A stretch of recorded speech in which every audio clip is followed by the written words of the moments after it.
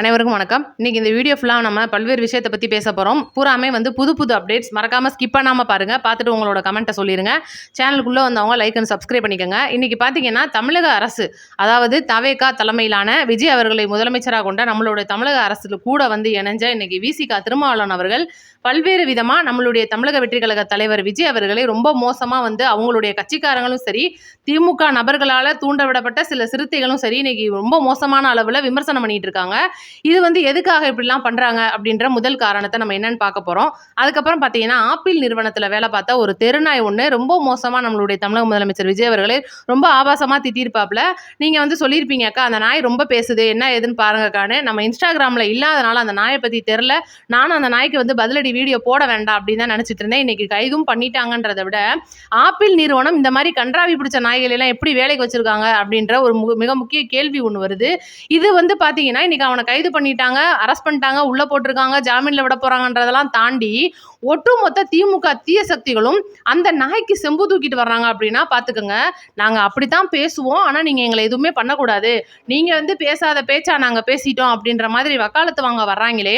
நான் தெரியாம கேட்கிறேன், இதுக்கு முன்னாடி இருந்த பழைய முதலமைச்சர் ஸ்டாலின் அவர்களே நம்மளும் விமர்சனம் பண்ணியிருக்கோம். எந்த மாதிரி பண்ணியிருக்கோம்?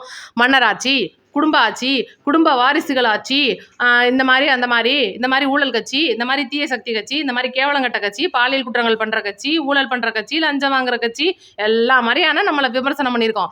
அதை விட்டுவிட்டு அசிங்கமா இன்னைக்கு நான் ஒரு அணில் குஞ்சா உட்காந்து பேசிக்கிட்டு இருக்கேன் அப்படின்றனால நான் பல வார்த்தைகளை விடுவேன் அப்படின்றதுக்காக பார்த்துக்கிட்டு சும்மா இருப்பாங்களா அந்த கட்சி ஆட்கள்? அப்படித்தான் இன்னைக்கு அவங்கள பத்தி கேட்க தோணுது நமக்கு. அந்த மாதிரி அசிங்கமான வார்த்தைகள் ஒரு நல்ல குடும்பமா இருக்கிறவங்க பேச மாட்டாங்க. அந்த மாதிரியான வார்த்தைகளை வச்சுதான் அவன் பேசியிருக்கான் அப்படின்னா அவனை யாரும் பூ போட்டுலாம் மணக்க மாட்டாங்க. சைடில் வீடியோ ஓடுது, நீங்கள் அவன் வாய் அசைவை வச்சு பாருங்கள், அவன் என்ன மாதிரிலாம் பேசியிருக்கான். இவனை ஏதாவது வெட்டியே ஆகணும், எதையாவது ஒன்றை கட் பண்ணியே ஆகணும் அப்படின்ற ஒரு முக்கிய முடிவாக இன்னைக்கு தமிழக பெண்களும் சரி, தமிழகத்தில் இருக்கிற தமிழக வெற்றி கழக இளைஞர்னாலும் சரி, ஒட்டுமொத்த தமிழர்களும் கொந்தளிச்சிட்டு இருக்காங்க. என்னதான் ஒரு தலைவர் மேலே விமர்சனம் வச்சாலும் இந்த மாதிரியா பண்ணுவாங்க? அப்போ இவனை யார் தூண்டி விட்டா? இவன் பேர் ஜேம்ஸ், இவன் நீங்கள் இன்ஸ்டாகிராமில் ஒரு 98,000 என்னமோ ஃபாலோவர்ஸை வச்சிருக்கேன்றதெல்லாம் தாண்டி ஏன் இவனை இப்படி பேச சொல்லி தூண்டினது யாரு? இவன் பல்வேறு வீடியோ போட்டிருக்கேன், நீங்கள் இன்ஸ்டாவில் இருந்தீங்கன்னா போய் பாருங்க. நாங்கள் இப்போ தான் பார்த்தோம். அதெல்லாம் பார்த்தீங்கன்னா அவன் வேலை சம்மந்தமாக போகிற இடம், வர்ற இடம், பைக்கு, இந்த மாதிரி காமெடியாக போடுறது, இந்த மாதிரி வேற விஷயம். இப்போ அவன் சமீபமாக விஜய் அவர்களை எதிர்த்தும் அரசியலுக்குள்ளே இருக்கிறதுன்னு பேசுகிறான்னா என்ன காரணம்? ஏன் இப்படி பேச சொல்லியிருக்கான்? யார் இவனை இப்படி பேச சொல்லியிருக்கான்? அப்போ அவனுக்கு நம்ம எதுக்கு மரியாதை கொடுக்கணும் அப்படின்ற அளவு தான் நம்ம கேட்க தோணுது. உங்களுக்கு ஏதாவது விவரம் தெரிஞ்சால் கமெண்ட்டில் போடுங்க. இன்னைக்கு நம்ம திரும்ப மேட்ருக்கு வருவோம். இன்னைக்கு பார்த்தீங்கன்னா நம்மளுடைய தமிழக வெற்றி கழகத்தோடைய இணைந்து அவங்க கூட்டணியாக இணைந்து தேர்தலை கணம் காணவில்லை. அதுக்கப்புறம் தேர்தல் பிந்திய கூட்டணியான்னு கேட்டால் அப்படியும் இல்லை. நம்மளுடைய தமிழக வெற்றி கழகத்தோட தொங்கு சட்டசபை அப்படின்ற ஒரு சூழ்நிலையிலையும் குடியரசுத் தலைவரோட ஆட்சி வரக்கூடாது அப்படின்றதுக்காகவும் தான் நாங்கள் ஆதரவு கொடுத்தோம் அப்படின்னு எல்லா இடத்துலையும் சொல்லியிருக்காரு, பதிவு பண்ணியிருக்காரு. ஆனால் நாங்கள் முழுசா டிஎம்கே விட்டுட்டுலாம் விலகலைங்க, நாங்கள் அங்கே தான் கூட்டணி இருக்கோம், பெரும்பான்மைக்காக தான் கை தூக்கணும்னு சொன்னாங்க. இதுக்கப்புறம் பார்த்தா அமைச்சரவை அப்படின்ற ஒரு இடம் வரும்போது நீங்கள் இருக்கிற கூட்டணியை முறிச்சுக்கிட்டு வந்தால் தான் அமைச்சரவையெல்லாம் கொடுக்க முடியும். ஏன்னா நீங்கள் அங்கே ஒரு கால் இங்கே ஒரு கால் வச்சுக்கிறத நாங்கள் அனுமதிக்க மாட்டோம்னு தாவேகா தலைமை அறிவுரை சொன்னனால ஓகே ரைட்டு அப்படின்னு முடிச்சுட்டு வந்ததுக்கு அப்புறமா பல சிறுத்தைகளுக்கு தமிழக வெற்றி கழகத்துக்கு ஆதரவு கொடுத்ததே பிடிக்கல அப்படின்னும் போது வன்னியரசு அவர்களே அமைச்சரா பார்க்கறதுக்கு அந்த சிறுத்தைகளுக்கே பிடிக்கல அப்படின்னு தான் ஒரு முக்கிய காரணம்.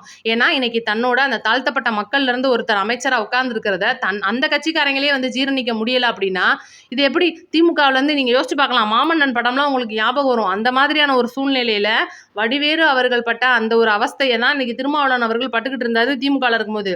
அந்த பிளாஸ்டிக் சேர் விவகாரமா இருக்கட்டும், அந்த வீட்டுக்குள்ள நிக்க வச்சு பேசாதது, இந்த மாதிரிலாம் நிறைய விஷயங்கள் என்னை கேட்டால் திருமாவளவன் அவர்களுக்கு நல்லா பொருந்தும். அந்த மாதிரி உண்மை சம்பவங்கள் எடுக்கப்பட்ட படம் தான் அந்த மாமன்னன் படம். அந்த மாதிரி இருக்கும்போது இன்றைக்கு எப்படி இவங்க அமைச்சரவை வரைக்கும் போகலான்னு சொல்லிட்டு திமுகவுடைய கண்ணு உறுத்திருச்சு. அதனால பார்த்தீங்கன்னா ஏகப்பட்ட விஷயங்களை தூண்டி விடுறாங்க.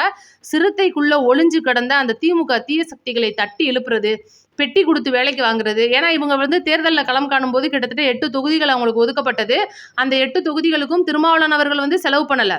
அப்போ பார்த்தீங்கன்னா திமுககாரங்க தான் வந்து உங்களுக்கு தேர்தல் செலவுக்கு எல்லாமே கொடுத்து எல்லாமே பண்ணும்போது, நீங்க எங்களோட பணத்த டேபிள்ல எடுத்து வச்சுட்டு அடுத்த வேலைய பாருங்க. அந்த மாரி தான் சொல்லியிருக்காங்க. அந்த மாரி தான் உண்ம. அதை அவங்களும் ஒத்துட்டுருக்காங்க.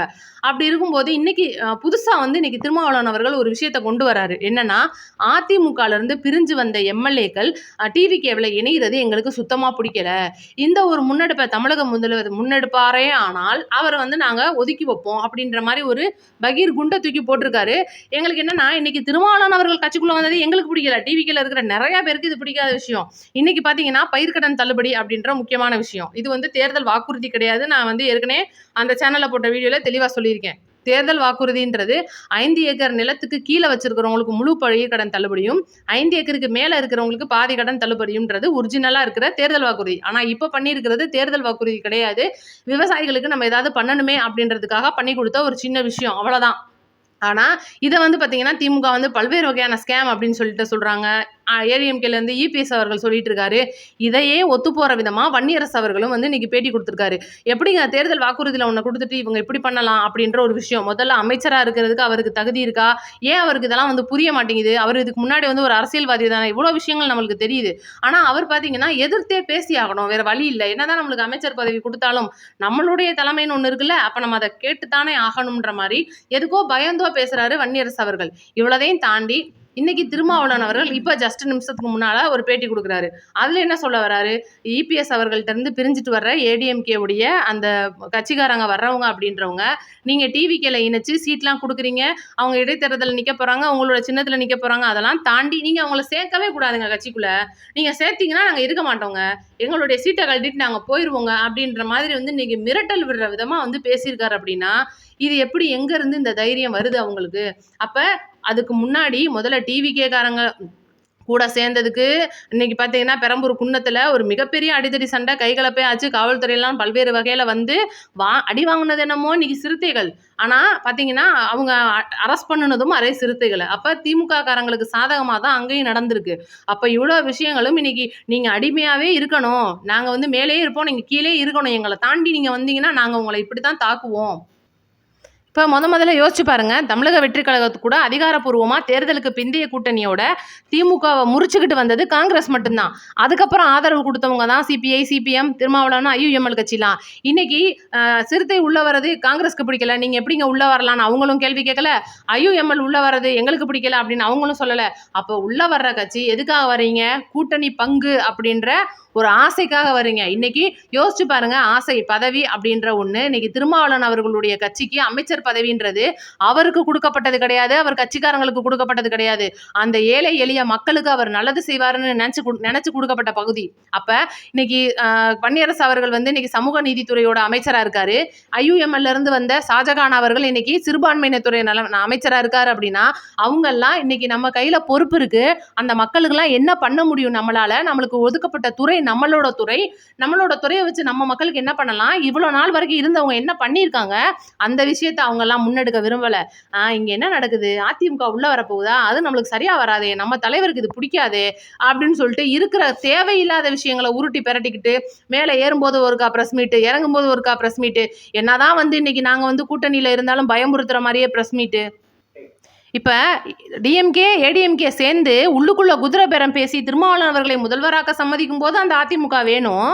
ஆனா இன்னைக்கு தமிழக வெற்றி கழகத்து கூட இணைஞ்சு நின்று எங்க அந்த 4 காலையும் ஸ்ட்ராங் பண்ணிடுவாங்களோ, நம்மளுடைய கால் கழட்டப்படுமோ அப்படின்னு சொல்லிட்டு பயந்துகிட்டு இருக்கிறதுனால எங்க நம்மளுடைய பதவியும் போயிரும், பணமும் போயிரும், ஒட்டுமொத்தமா எல்லாமே இல்லாம போயிரும். அப்ப அவங்க அதிமுகவோட சேர்ந்து இன்னைக்கு அதிமுகனா அதிமுக கிடையாது. அங்கிருந்து கலந்து வந்து விசில் சின்னத்துல நின்று ஜெயிக்க தான் போறாங்க. பொதுமக்கள் அவங்கள ஜெயிக்க தான் வைக்க போறாங்க. அப்ப ஆல்ரெடி இன்னைக்கு தமிழக வெற்றி கழகத்துக்கு பெரும்பான்மை இருக்கு அப்படின்றனால உங்களுடைய தயவெல்லாம் எதுக்கு? இன்னைக்கு ஒட்டு மொத்தமா எல்லாருடைய மனசையும் தொட்டு சொல்லுங்க. நம்மளுடைய வீடியோ பார்த்துட்டு இருக்கவங்க விடுதலை சிறுத்தைகள் கட்சி தமிழக வெற்றி கழகத்தோட இணைந்து இன்னைக்கு கூட்டணியில பயணிக்கிறதுன்றது உங்களுக்குலாம் பிடிக்குதா? ஏன் நீங்க விடுதலை சிறுத்தையை விடுங்க. காங்கிரஸ் கூட இணைஞ்சதே வந்து இன்னைக்கு எத்தனையோ பேர் விமர்சனம் பண்ணியிருக்காங்க. டிவிகேவுக்கு ஓட்டு போட்டவங்க. என்ன காரணம்? காங்கிரஸ் ஒரு இன ஒழிப்புல இருந்தவங்க. காங்கிரஸ் வந்து எங்களுக்கு பிடிக்காதுங்க. எங்களுக்கு தமிழ் தேசியத்தை நாங்க ஆதரிக்கிறோம். ஏன்னா நானும் வந்து அதை சொல்லியிருக்கேன். கண்டிப்பா காங்கிரஸ் கட்சி அப்படின்றது ஒரு மைனஸான ஒரு கட்சி. தமிழ் தேசியம் பேசுறவங்களுக்கு பிடிக்காது. அதனால இது வந்து விஜய் அண்ணனுக்கு வந்து ஒரு மைனஸா போகும் இப்படின்னா நம்ம பேசியிருக்கோம். அப்ப விடுதலை சிறுத்தை கட்சியும் வந்து இன்னைக்கு ஒரு ரவுடிசம் பண்ணிட்டு இருக்காங்க. யோசிச்சு பாருங்க. ஒரு நீதிமன்ற வளாகத்துல ஒரு வக்கீல ஓட விரட்டி போது வெட்டுப்பட்ட போது அந்த வக்கீல் பார் கவுன்சிலுக்குள்ள ஓடுறாரு.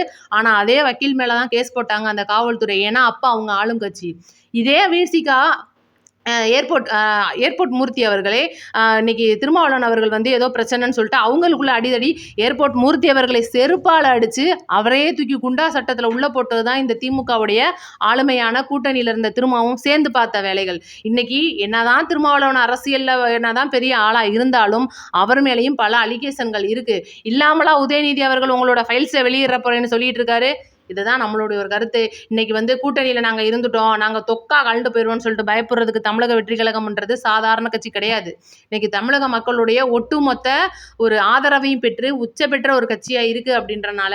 ஏன்னா இன்னைக்கு மக்களுக்கு தேவையானதை செஞ்சுட்டு இருக்காரு. என்னங்க அங்க ஒரு பாலியல் நடக்குது, இங்க ஒரு குழந்தை ஊத்திட்டு போறாங்க. இதெல்லாம் வந்து எல்லா ஆட்சியிலையும் நடக்கிறது. திருடனா பார்த்து திருந்தா விட்டால் திருட்டை ஒழிக்க முடியாது.